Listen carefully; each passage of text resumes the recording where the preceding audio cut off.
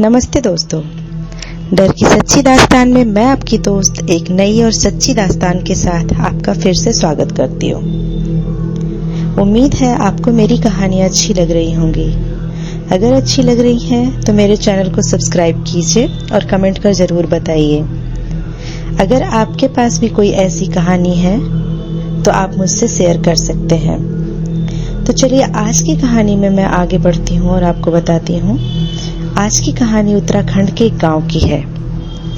कहते हैं इस गांव में इंसान नहीं सिर्फ भूत रहते हैं। आप सबने भूतिया जगह या फिर भूतिया घर के बारे में जरूर सुना होगा, लेकिन क्या कभी ऐसा सुना है कि पूरे गांव में भूतों का राज हो? जी हाँ, भारत में एक ऐसा गांव है जहां इंसान नहीं बल्कि भूत रहते हैं। भूतों के कारण यह गांव बिल्कुल वीरान पड़ा है। लेकिन ऐसा क्या हुआ होगा जो इस गांव में इंसान नहीं केवल भूत रह रहे हैं? इस गांव के वीरान और भूतहा होने के पीछे बहुत दर्द भरी कहानी है। इस गांव का नाम स्वाला है, जो उत्तराखंड के चंपावत जिले में स्थित है। 1952 में गांव में एक ऐसी घटना हुई जिसके बाद यहाँ सब बर्बाद हो गया। 1952 में एक दिन गांव से बटालियन की PAC की एक गाड़ी जा रही थी जिसमें 8 जवान सवार थे। बैलेंस बिगड़ने के कारण वह गाड़ी खाई में गिर गई। गाड़ी में फंसे जवान मदद के लिए चिल्लाने लगे, लेकिन गांव वाले जवानों को बचाने की बजाय उनका सामान लूटने लगे। कोई भी मदद न करने के कारण जवानों ने तड़प तड़प कर अपनी जान दे दी। कहते हैं इस घटना के बाद जवानों की आत्माएं उस गांव में भटकने लगी। गांव में बहुत अजीब घटनाएं होने लगी। आत्माओं ने गांव में इतना कोहराम मचा दिया कि गांव वालों का जीना मुश्किल हो गया। गांव वालों को उनके चीखने की आवाजें सुनाई देती थी। उनको लगता था कि कोई उनके साथ चल रहा है। इन सब घटनाओं से तंग होकर गांव वालों ने गांव छोड़कर दिया और भाग गए। लोग कहते हैं कि गांव में जवानों की आत्माएं आज भी भटकती है, इसलिए यह गांव वीरान पड़ा है। जिस खाई में जवानों की गाड़ी गिरी थी, उस जगह पर जवानों की आत्मा की शांति के लिए नवदुर्गा का मंदिर बनवाया गया है। जो भी लोग उस रास्ते से गुजरते हैं उस मंदिर में जरूर रुकते हैं। दोस्तों, यह सच्ची घटना है। यह घटना आपको कैसी लगी कमेंट कर जरूर बताएं। धन्यवाद।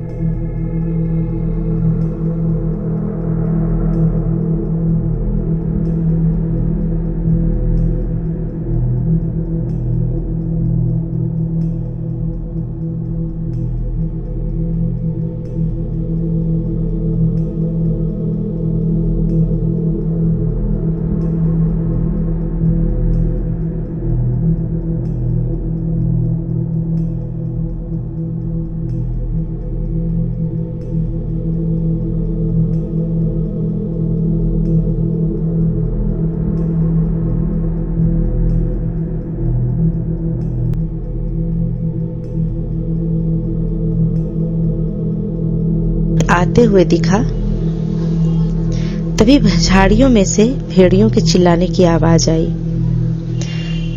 हम सबके पसीने छूट गए।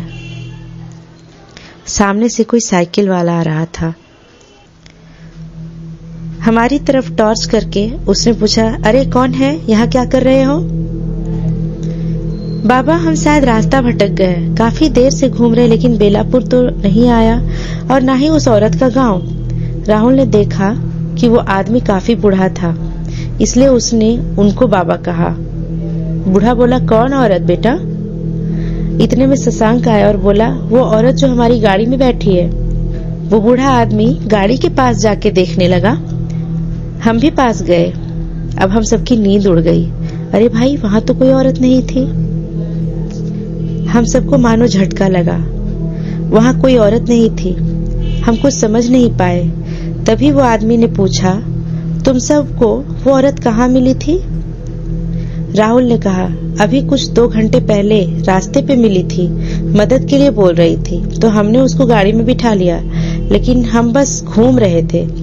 उसका गांव भी पास के में था, बोल रही थी, लेकिन उसका गांव अभी तक आया नहीं, न हमारा, और गाड़ी रुकते ही खुद गायब हो गई। शायद उतर कर चली गई होगी। बाबा ने अपने हाथ से कुछ निकाला, हम सबके सर पे ऊपर से घुमाया और कहा, बेटा, तुम लोगों ने एक भूत को अपनी गाड़ी में बिठाया, वो और नहीं, यहाँ उस मोड़ पे जो मौतें होती है ये वही है। तुम सबका नसीब अच्छा था, इसलिए कोई हादसा नहीं हुआ। अब तुम सब आगे मत जाओ, मेरा खेत पास में है, वहां चलो।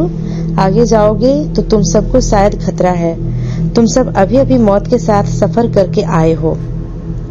वो बूढ़ा हम सबको खेत में लेके गया। वहां एक झोपड़ा था, वहां आग भी जल रही थी। हम एकदम से सदमे में थे। क्या हो रहा था कुछ समझ नहीं आ रहा था। आग के पास बैठे थोड़ा अच्छा लगा। बाहर अभी ठंड बढ़ गई थी। वो बूढ़ा हम सबको देख के बोलने लगा, तुम सब बहुत नसीब वाले हो। वो चुड़ैल ने आज तक बहुत जाने ली है। वो ऐसे ही किसी को रास्ता रोकती है और बाद में उसकी मौत सामने वाले मोड़ पे होती है। ये किस्सा सालों से चला आ रहा है। मौत पे किसका बस है भला? लेकिन हमने किसी का क्या बिगाड़ा है? मैंने कहा, वो उसको कहाँ पता है, उसको तो बस बदला लेना है। उसको किसी ने मदद नहीं की, सुना है। रास्ते में जा रही थी और उसका बच्चा घर में अकेला था। वो भागती रही, लेकिन रात होने तक वो घर नहीं पहुंच पाई थी।